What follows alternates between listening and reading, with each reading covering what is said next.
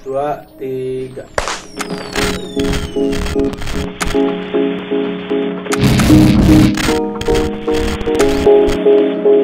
Halo disciple semuanya, apa kabar? Semoga sehat-sehat ya. Jangan sampai sakit apalagi di tengah pandemi corona ini. Dan buat kalian yang lagi di hashtag di rumah aja, Disciples Media balik lagi dengan episode yang baru sama aku Tabita di sini, dan hari ini kita akan ngobrolin soal yang namanya kesempatan. Teman-teman semua, kalau kita di sepanjang kehidupan kita pasti punya yang namanya keinginan atau mimpi. Dan dalam proses kita meraih keinginan atau mimpi itu pasti kita pernah bertanya-tanya ya. Misalnya nih, kapan ya aku punya kesempatan untuk punya kerjaan yang lebih baik, atau kapan ya aku punya kesempatan untuk menang di sebuah kompetisi apa gitu. Pokoknya banyak banget lah ya keinginan kita. Dan ada satu kata kunci di situ tadi, yaitu kesempatan. Memang yang namanya kesempatan itu salah satu elemen penting dalam kita meraih apa yang kita inginkan. Dan itu yang bakal kita bahas. Jadi bagaimana sih caranya kita mencari atau memanfaatkan kesempatan? Yang pertama adalah persiapkan diri. Namanya kesempatan itu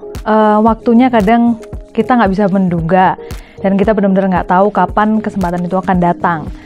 Jadi memang kita butuh berpasrah. Tapi kalau berpasrah bukan berarti kita diem aja, nggak melakukan apa-apa gitu. Kita tetap harus berusaha dan mempersiapkan diri. Misalnya nih, keinginan kita itu pengen dapat pekerjaan yang penghasilannya sesuai dengan skill misalnya. Nah, sembari menunggu kesempatan itu datang, kita harus get ready nih dengan cara misalnya mengasah kemampuan, menaikkan level yang selama ini mungkin kita merasa ada yang kurang di mana. Nah, ini nih saatnya kita memperbaiki diri, terus juga saatnya kita ya membenahi apa-apa yang kurang. Siapa tahu nanti pas kesempatannya datang kita bener-bener udah ready gitu. Karena banyak banget cerita nih, kita pasti sering denger lah ya, cerita-cerita yang nggak sengaja. Misalnya, aku lihat baca-baca tulisan kamu di blog misalnya, kok bagus, mau nggak kira-kira misalnya bikin buku atau apa. Dan tawaran-tawaran itu, kesempatan-kesempatan itu kan yang nggak bisa kita duga.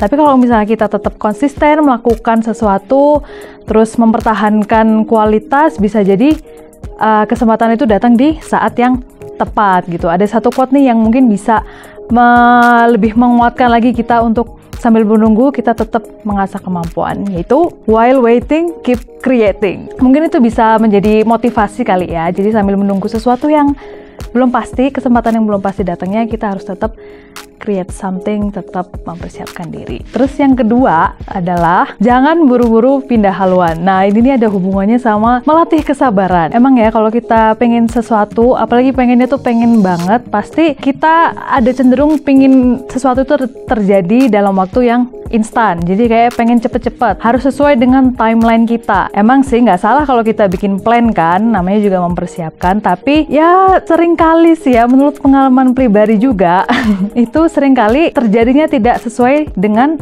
waktu kita. Dan memang waktu tuh relatif ya, cepat enggaknya. Nah, di saat-saat kita rasanya misalnya hampir putus asa ya, ini kayaknya aku udah berusaha sekuat tenaga nih, tapi kok kesempatan nggak datang-datang sih, kok kayaknya lama banget. Di situ justru kita diuji nih ketekunan, dan diuji juga kamu tuh pengennya nih, pengen banget apa?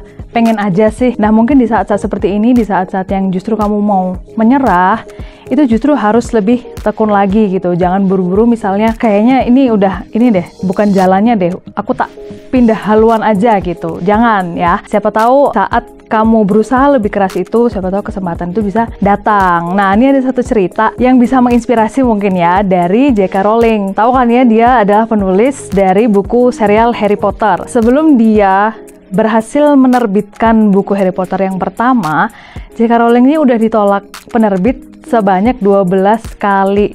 Banyak banget kan. Jadi kalau misalnya membayangkan si J.K. Rowling itu bisa konsisten, habis 12 kali ditolak masih tetap berusaha, itu rasanya kayak aduh, kayaknya nggak mungkin deh kayak gitu. Bayangin kalau aku misalnya kayaknya udah keempat kali ditolak, mungkin udah putus asa, give up, mungkin nggak mau nulis lagi, cari ini deh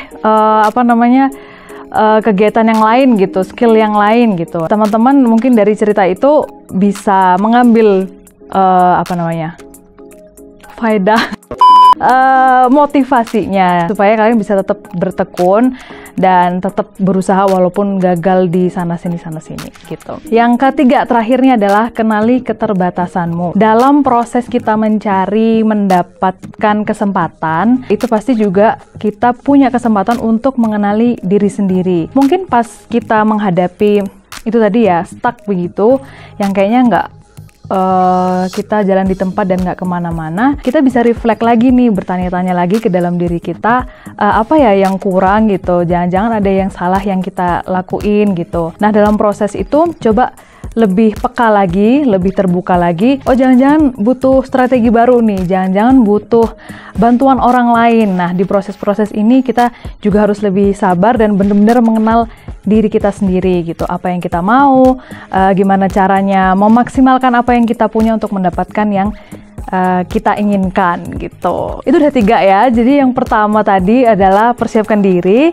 yang kedua jangan buru-buru pindah haluan, yang sabar, dan yang ketiga adalah kenali keterbatasanmu. Oke, itu aja sharing buat hari ini. Semoga itu bisa berguna ya, memotivasi atau nemenin kamu yang lagi berjuang mendapatkan sesuatu yang kamu inginkan. Belibet jadinya. Thank you disciple, sampai jumpa lagi di next episode, nggak tahu kapan. Stay at home, stay healthy, dan stay safe. Thank you.